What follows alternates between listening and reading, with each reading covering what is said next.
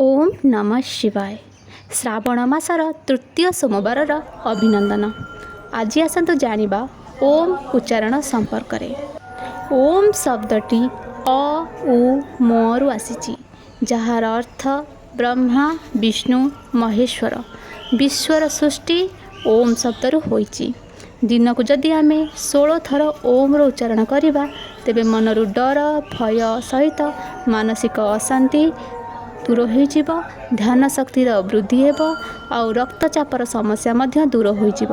जो स्थान रे ओम रो उच्चारण करा जाए सही स्थान रे कौनसी नकारात्मक शक्ति रुहि नहीं।